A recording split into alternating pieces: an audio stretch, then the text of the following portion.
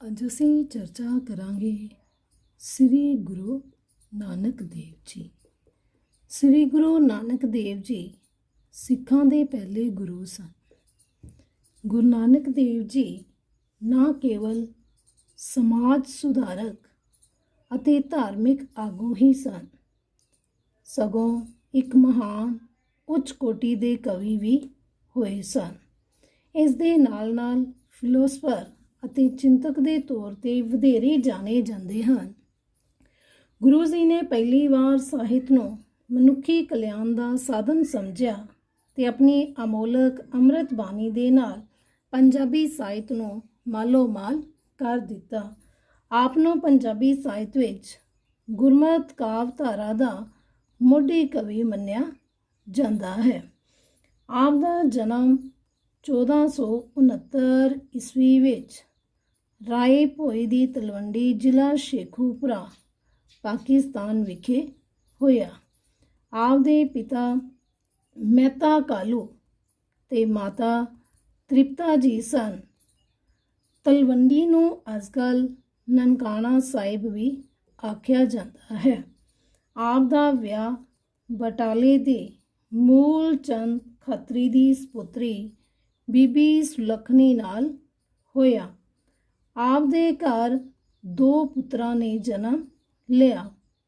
ਇੱਕ ਸੀ ਬਾਬਾ ਸ਼੍ਰੀ ਚੰਦ ਤੇ ਦੂਜਾ ਹੈ ਬਾਬਾ ਲਖਮੀ ਦਾਸ। ਆਪ ਨੇ ਪੰਡਤ ਗੋਪਾਲ ਦਾਸ ਕੋਲੋਂ ਦੇਵਨਾਗਰੀ, ਪੰਡਤ ਬ੍ਰਿਜਨਾਥ ਕੋਲੋਂ ਸੰਸਕ੍ਰਿਤ ਅਤੇ ਮੌਲਵੀ ਕੁਤਬਦੀਨ ਕੋਲੋਂ ਫਾਰਸੀ ਦੀ ਸਿੱਖਿਆ ਪ੍ਰਾਪਤ ਕੀਤੀ।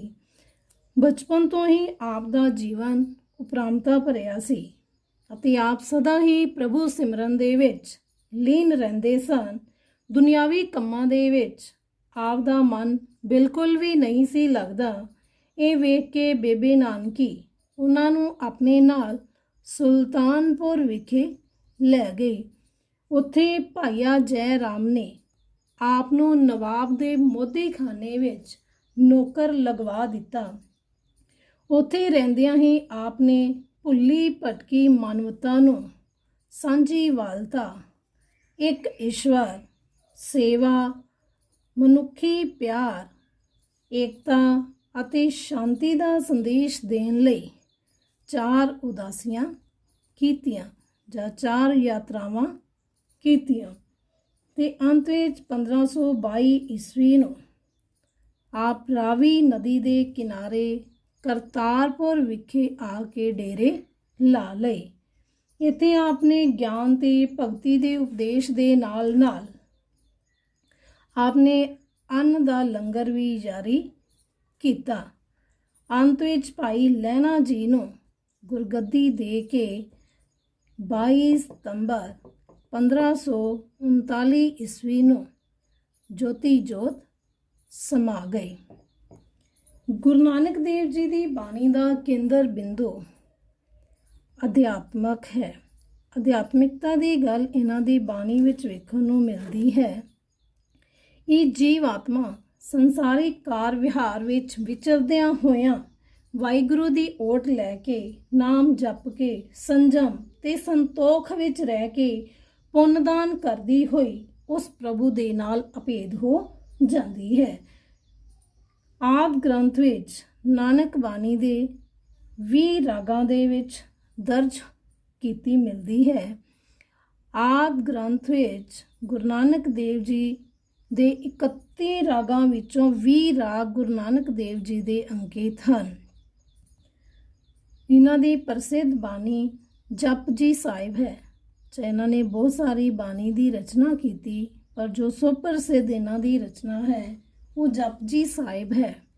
ਇਸ ਤੋਂ ਇਲਾਵਾ ਆਸਾ ਦੀ ਵਾਰ, ਮਾਸ ਦੀ ਵਾਰ, ਮਲਾਰ ਦੀ ਵਾਰ, ਸਿੱਧ ਗੋਸ਼ਟ, ਦੱਖਣੀ ਓਂਕਾਰ, ਬਾਬਰ ਬਾਣੀ, 12 ਮਾਹ, ਸੋਹੇਲੇ, ਪੈਰੇ, ਅਸ਼ਟਪਦੀਆਂ, ਆਰਤੀ, ਸ਼ਲੋਕ, ਦੱਖਣੀ ਓਂਕਾਰ।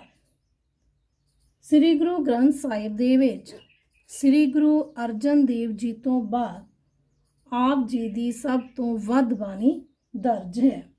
ਸ੍ਰੀ ਗੁਰੂ ਗ੍ਰੰਥ ਸਾਹਿਬ ਜੀ ਦੇ 31 ਰਾਗਾਂ ਦੇ ਵਿੱਚੋਂ 20 ਰਾਗ ਆਪ ਦੀ ਰਚੀ ਬਾਣੀ ਦੇ ਮਿਲਦੇ ਹਨ।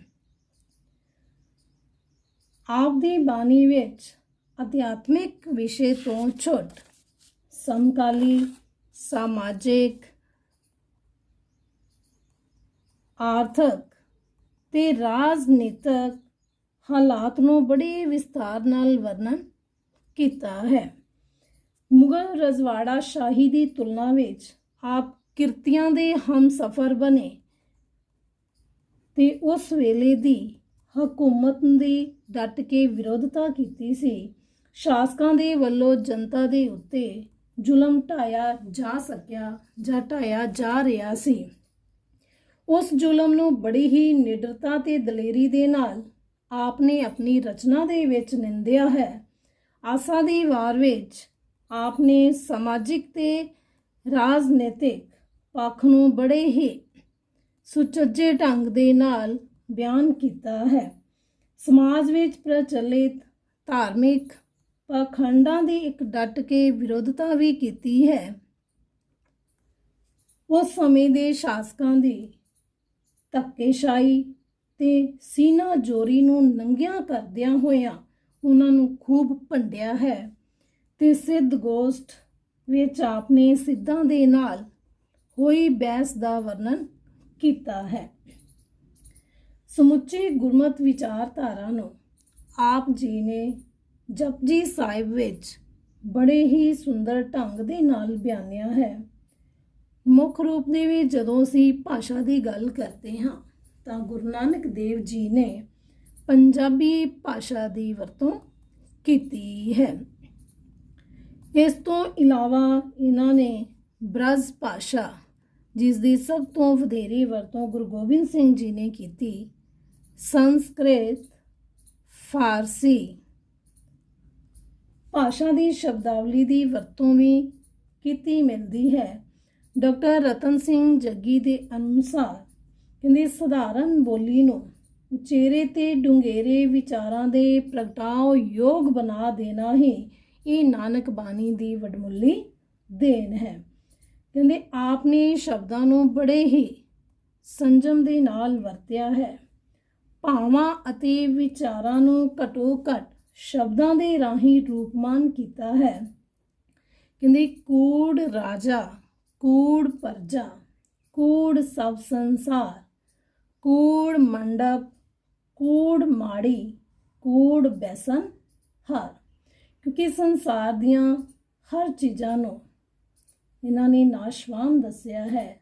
ਚਾਹੇ ਸੰਸਾਰ ਦੇ ਵਿੱਚ ਰਹਿ ਰਹੇ, ਚਾਹੇ ਰਾਜਾ ਹੈ, ਚਾਹੇ ਪਰਜਾ ਹੈ, ਚਾਹੇ ਉਹ ਮਹਿਲਾਂ ਵਿੱਚ ਰਹਿ ਰਹੇ ਨੇ, ਚਾਹੇ ਮਾੜੀਆਂ ਵਿੱਚ ਰਹਿ ਰਹੇ ਨੇ, ਸਭ ਨੂੰ ਕੀ ਹੈ, ਝੂਠਾ ਦੱਸਿਆ ਹੈ। ਕਿਉਂਕਿ ਇਹ ਸੰਸਾਰ ਨਾਸ਼ਵਾਨ ਹੈ। ਇੱਕ ਨਾ ਇੱਕ ਦਿਨ ਇਹਨਾਂ ਲੋਕਾਂ ਨੇ ਮਿੱਟੀ ਵਿੱਚ ਮਿਲ ਜਾਣਾ ਹੈ। ਇਸ ਕਰਕੇ ਪ੍ਰਭੂ ਜੀ ਨਾਮ ਸਿਮਰਨ ਦੇ ਉੱਤੇ ਜ਼ੋਰ ਦਿੰਦੇ ਹਨ ਕਿ ਸਾਨੂੰ ਪ੍ਰਭੂ ਦੇ ਨਾਮ ਦਾ ਸਿਮਰਨ ਕਰਨਾ ਚਾਹੀਦਾ ਹੈ। ਆਪ ਦੀ ਸਮੁੱਚੀ ਜਿਹੜੀ ਰਚਨਾ ਹੈ ਉਹ ਸੰਗੀਤਾਤਮਕ ਹੈ। ਸੰਗੀਤ ਦੀ ਜਿਹੜੀ ਲੈਅ ਹੈ, ਸੁਰ ਹੈ, ਉਹ ਆਪ ਦੀ ਬਾਣੀ ਵਿੱਚ ਵੇਖਣ ਨੂੰ ਮਿਲਦੀ ਹੈ। ਆਪ ਨੇ ਉਪਮਾਵਾਂ, ਰੂਪਕਾਂ, ਅਲੰਕਾਰਾਂ ਅਤੇ ਪ੍ਰਤੀਕਾਂ ਦੇ ਰਾਹੀਂ ਸ਼ੁੱਧ ਪੰਜਾਬੀ ਜਨ ਜੀਵਨ ਦੇ ਵਿੱਚੋਂ ਹੀ ਲਿਆ ਹੈ। ਜਿਵੇਂ ਸਖੀ, ਸਹੇਲੀ, ਪੇਕਾ, ਸੋਹਰਾ, ਸਿਮਲ, ਚੰਨ ਚਕੋਰ, ਪਤੀ ਪਤਨੀ, ਸੁਹਾਗਣ, ਦੁਹਾਗਣ ਅਤੇ ਕੁਸੰਬੜਾ।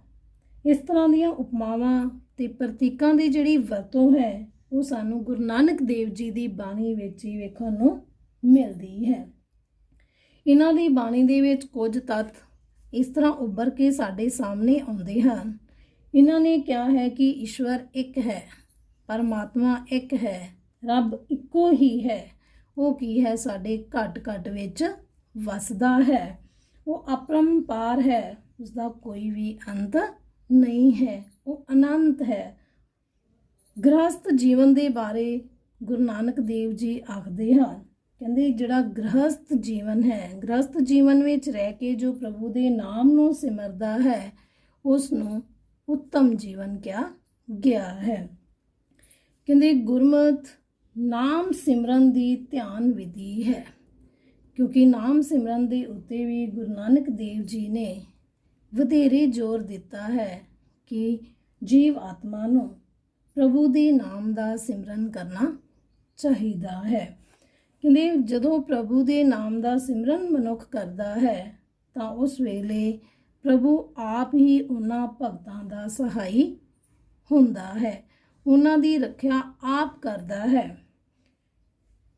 ਗੁਰੂ ਨਾਨਕ ਦੇਵ ਜੀ ਦੇ ਕਹਿਣ ਅਨੁਸਾਰ ਕਹਿੰਦੇ ਧਰਤੀ ਦੇ ਸਾਰੇ ਜੀਵ ਹੀ ਇੱਕ ਸਮਾਨ ਹਨ, ਕਿਸੇ ਤਰ੍ਹਾਂ ਦਾ ਕੋਈ ਵਿਤਕਰਾ ਜਾਂ ਭੇਦਭਾਵ ਨਹੀਂ ਹੈ, ਸਾਰੇ ਇੱਕੋ ਹੀ ਮਿੱਟੀ ਤੋਂ ਉਪਜੇ ਹਨ, ਇੱਕੋ ਹੀ ਦੇਣ ਮੰਨੀ ਜਾਂਦੀ ਹੈ। ਉਹਨਾਂ ਨੇ ਮੂਰਤੀ ਪੂਜਾ ਨੂੰ ਬੇਕਾਰ ਦੱਸਿਆ ਹੈ, ਵਿਅਰਥ ਦੱਸਿਆ ਹੈ। ਕਹਿੰਦੇ ਹੱਕ ਦੀ ਜਿਹੜੀ ਕਮਾਈ ਹੈ ਉਸ ਨੂੰ ਸਭ ਤੋਂ ਉੱਤਮ ਕਮਾਈ ਮੰਨਿਆ ਹੈ।